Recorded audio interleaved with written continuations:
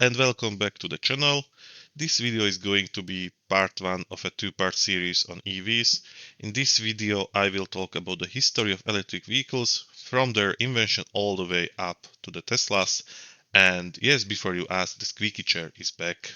Electric cars predate internal combustion or petrol cars. The first electric car was created in the 1830s in Scotland by a man called Robert Anderson.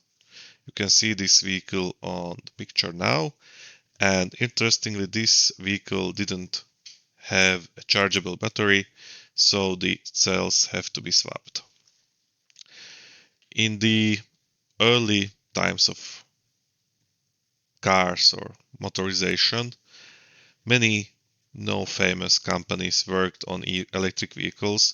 For example, Porsche's first car was an electric vehicle, a converted Egger-Lochner C2, seen on the picture. And the first car which broke the 100-kilometer barrier was also an electric one. It was driven by Camille Jenzetti, a Belgian guy, and he broke the record in the spring of 1899 in the interesting looking vehicle on the screen now. The early 1900s, especially the time period before the First World War, was a real renaissance or golden age of electric vehicles. And actually, by the early 1900s, a company called Electric Vehicle Company operated more than 600 vehicles as taxis in New York.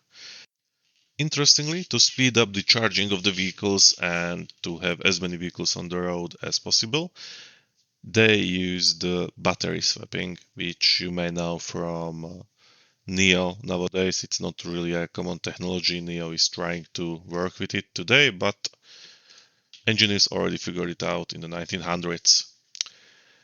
Electric vehicles were really popular among ladies. The reason can be seen on the clip below. It's important to know that early internal combustion vehicles didn't have a starter, so you had to manually crank it, just as the gentleman is doing now on the screen. And for ladies, this was a difficult task, even for men. And for this reason, electric vehicles which didn't have to be cranked and which were clean were marketed to ladies, as you can see from the promotional material.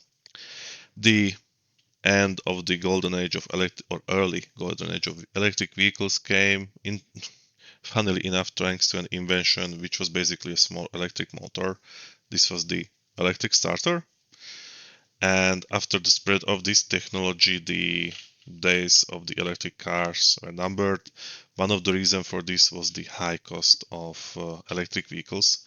For example, by 1908, a Model T cost $850, and for the EV, which was shown on the promo material aimed at ladies, only the battery cost $600. So the same problem we have nowadays.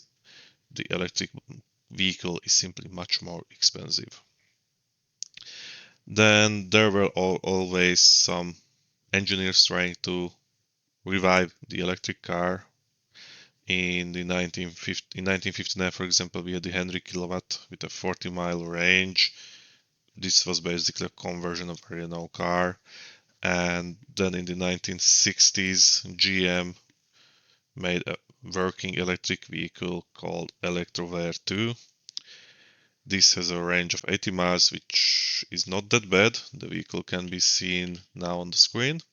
And you can see the fancy battery at the engine bay, or the place where the engine would be. And the reason this car didn't became popular was this battery, which costed $160,000 at the 1960s dollar value. Interestingly, this battery was made with silver and zinc, so this was the reason for its high price. But in the 1960s, or better to say in the early 1970s, an EVs got another first. The first vehicle, or the first car to move on a foreign solar object was also an EV, the Lunar Rover, but this is a real extreme example. A new push for EV development came with the oil crisis in the 1970s, but this crisis solved itself, and because gas prices didn't skyrocket as some people predicted, the EV revolution still waited. And I would say the first modern EV came from General Motors. This was the famous or infamous EV1, which is involved in many conspiracies. This nice red looking car in for our case. This car already had a 160-mile range. It used lead acid battery, and interesting enough, you couldn't buy these. You had to basically lease them or rent them from GM. They were the property of GM, all of them. And they were developed because California planned to mandate a zero emission law or bill, and GM tried to catch up quickly or jump on this as soon as possible, and they developed this vehicle. But after this failed, basically every one of them was scrapped. I think I saw one of them on a YouTube video. I will link it into the description if you want to check out the car. And this car was the source of many, many conspiracies that big oil wants to kill the EV. In the mid 2000s, we had one of EVs like the BMW Y3 or the Nissan Leaf, quite popular. But none of these manufacturers solved the biggest issue with EVs, and this issue was only solved by Tesla. Now we arrived to Tesla. Actually, the first Tesla was a converted Lotus Elise. This is the 2008 Roadster, and this was the first vehicle to use lithium-ion batteries. It had a 200-mile range. This was a big thing, but the biggest thing which came from Tesla was or is the supercharging network, because Tesla quickly figured out that we can sell an EV, but if people can't use it, why would they buy it? So when the first Model S shipped in 2012, it was really that long ago, 14 years, they also tried or started to build up the supercharging network.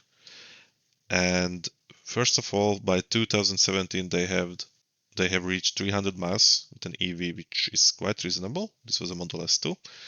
And the second thing is today they have more than 75,000 connectors where you can charge your Tesla car all over the planet really conveniently. I have put a clip in to see how easy it is to charge with the Tesla superchargers. As you can see, it's a really easy process, and thanks to the increasing convenience of EVs, they are spreading more and more, especially in urban areas. And currently, it looks like that in the future, all ICE vehicles, or at least all ICE cars, will be replaced by EVs. But we will see what the future brings. Hopefully, the V8 will live on. So this is the end of part 1, the history of EVs, and in the second video I will explain how an EV works, what are the differences between an EV and an ICE vehicle, what are the differences between the different battery chemistries used by EV cars, and I will also sum up the pros and cons of EVs based on my experiences, and in the end hopefully you can decide if an EV is for you or not. So once more, thank you for your attention. If you found any errors in the video, please let me know in the comments.